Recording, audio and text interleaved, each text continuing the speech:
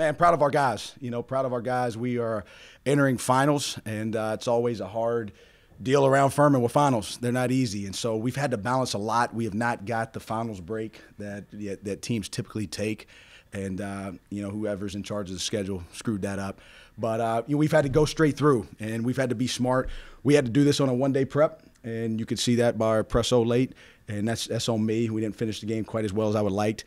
But you know what? It was a deal where for some reason the last 3 games we've had really key second halves, and we've made some big runs to create some separation. And they shot the ball really well in the first half, and we guarded the ball and we guarded the 3 better in the second half. We were able to get some stops, create some separation, and just didn't finish quite like I'd like. But proud of some guys, Jordan Lyons and Clay Mounts. They competed. They just didn't have the offensive nice that they would like to have, but we had guys step up. And that's what you have when you have a winning program. All of a sudden, Noah, we see what Andrew Brown always does for this program. Welcome back. Matt Rafferty's Mount Rafferty, and then Alex Hunter, if for the guys that were here, Scott, 5, 6, 7 games ago I kept telling y'all he was coming, and there was still more in the tank, and we're seeing that now, and just proud of the complete effort. And then Trey Clark. Right, Trey Clark, probably the MVP of this one without watching it on film. I thought his defense on Keeling was exceptional. Obviously hit the 2 perimeter shots, had the key drive late, played really, really hard, and gave this team a spurt. So with that, I'll take any questions. Coach, Trey Clark, you mentioned him. Do you think this is the first time in the season you've seen his length affect the game? No, I saw it at Loyola. I've seen it every single game that we've won. Trey Clark's had a role in. And what I told the team, we're always looking for life lessons to help us prepare for life after this. And the great lesson there with Trey Clark is most humans could have easily equated Andrew coming back to their role reducing and not having the mental preparation to be successful in a game like tonight. And what he did was he kept working, he stayed engaged, he kept his belief, he kept his hope, and then now, right, we needed both of them tonight. It wasn't a matter of one plays over the other. We had to have both of them out there tonight. And so, you can go back to Loyola. You can go to Villanova. We're down 10 in the first half. He gets a steal at half court and goes and dunks it, kind of gives us some momentum. Gardner-Webb, I thought he had some key plays in that game. Trey Clark has just gotten better, and it goes with our philosophy that you got to be willing to work while you wait around here, and it's paying off for him. What was it like for you to see Timmons Arena with the crowd it had for a December game and a non-conference contest, and it's almost a packed house? What do you say about what Furman basketball is doing to this community and what Furman basketball is doing? It's exciting, and it's fun to walk out there, and I say this humbly, I've walked out a lot of nights, and there's not a lot of people out there, and I've been here since 2011, and I've heard all the rumors, and all the reasons why we can't, that Furman students don't like basketball games, and, we're just a little bit out here in Travelers Rest, and, we're not downtown and all that stuff. We've put a lot of blood and sweat equity in this program over the last 5 years, and we've kept this vision alive that we can win here, and we've kept this vision alive that we can do great things that this community can get excited about, and we want to keep pushing it. We want to keep pushing it to where it's not just about us winning, right? The thing that you celebrate is you get on Twitter and you get on social media and you got the FBI stuff and all the stuff in college sports is so negative.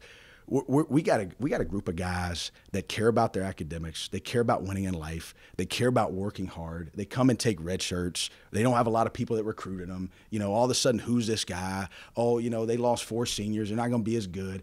And then all of a sudden, they play together. They play team basketball. They play pretty hard. You can see that they're connected out there. And so it's fun to watch. If you're a spectator, and I think it's also pretty neat that we're doing it the right way and we're doing it with good people. And I think the more we get exposure to that, I think that people are starting to get excited about it. How did Jordan handle just a night where it didn't go in the hoop, but like you said, he made other plays that might not have shown up? Jordan's a scorer, and just playing the game. And remember, when I played the game, it's a mental battle when the ball's not going in for you. And, they did a good job in their scouting on him. Credit them. They really did a good job trying to keep some length on him and frustrate him and trying to limit his vision from the perimeter. And, I thought he stayed with it. I thought he fought it a few times. He missed the free throws and then the rebound on the far end when he and Alex kind of got tangled up and it went out of bounds. you just gotta keep fighting in those moments for neutrality. You can't be joyful right there. You're not excited, but you just gotta fight getting down. And if you can stay neutral, that hey, the next play is not going to be impacted by this play, then sometimes you can find your way through it. And what I liked about him is late, I saw him huddle our guys up. I saw him talking defensively late, and he just tried to do what he had to do to help this team any way he could win the game. What can you say about the way this team has handled the success thus far? Because a lot of teams, it's difficult once the success comes and handling that part of it with the big target on your back. Yeah, that's not easy, and me as a coach starts with me. Like I've had to really think through a lot of it, and the messaging and how we're going about practice and the pressure that we're putting on these guys. Everything's new, right? And so these crowds are new. Right, the tweets are new, the social media is new, the rankings new. It's all new. So tonight there's going to be 5 more things that are new. First time they've done this. You've got to stay humble, and I think that's the key to all this is humility. True humility fights complacency, and it keeps you with a spirit of improvement and just trying to find ways to get better. And if you watch the whole game tonight, which everybody in here did, we've got areas that we've got to get better at. It's pretty clear. And 6 of the 9 that play tonight are underclassmen, and so we've tried to keep it about us. We've tried to keep it about improving in those areas and staying as a team and understanding that, hey, the reason we're here, the reason we're having all this success is because we are a team. And there's not any 5 stars out there. There's not any. We're just a true team. And I think if we lose sight of that, and we get off that, then that's when you're going to find yourself setting yourself up for something bad. When you say it starts with you, have you had to kind of look yourself in the mirror and say, okay, this is rarefied territory, but perhaps we need to, I need to do things a little differently than I've been doing? I don't think it's necessarily differently. I just think that my time has been managed differently. It's just the truth. I say this in full humility. It's usually me and Scott in here, and it's just usually people. It's just like I've had to deal with more media. I've had to deal with more people coming into the program, more people coming in the office. There's just more, and so it's just a situation where that's what we want. Okay, it beats the heck out of the alternative. Okay, so this isn't a complaint by any stretch, but I've had to make sure that I keep my focus and that I don't schedule my day too thinly to a point where I can't devote the amount of attention that I need for this program and this team, because they need us as a staff right now. Every single one of those guys need us, and we pour a lot of time in these players, and so I've got to make sure that I'm available to them first and focused on them. That's got to be most important. In a game like this, hectic, full court, often at times, Alex Hunter made his first turnover tonight with like 30 seconds left. First one since Elon 2 games ago. How is he able to do things like that? You had your most turnovers that you had all year, and he didn't. Ball player. He's a ball player. He gets the game. He understands how to take care of the ball.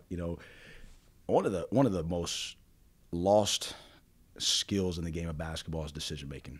Okay, you got to make those decisions really quickly, and especially when people speed you up, right? And we've got to help them be able to see the choices they've got to be able to make. What he does is he's getting better at keeping it simple but playing with aggression.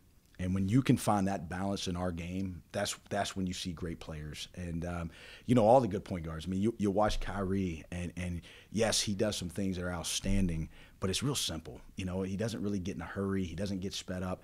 And that's, not comparing Alex at all to Kyrie. I get that. But I'm talking about at the highest level, when you can keep your pace and you can keep your poise. How many times tonight did you see Alex Hunter that he looked like he was playing too fast or out of control? Right? He just plays at his pace. And when you can play at your pace against that pressure, then you still keep your composure and you can make those decisions. I know that you don't look ahead, but you have a lot of underclassmen, as you said. How do you keep them from looking ahead to the trip to Baton Rouge next week by obviously having focus going into Saturday? Yeah, I think that we've got to continue to look at the areas we can improve. And you know what? Give Charleston Southern a lot of credit. First of all, I thought they played outstanding, and I thought they played really hard. I thought they shot the ball with great conviction, and they made some great shots. They were really driving the ball hard. And so, it wasn't that we just played bad. They played really well in that first half, and I thought it was a really good game.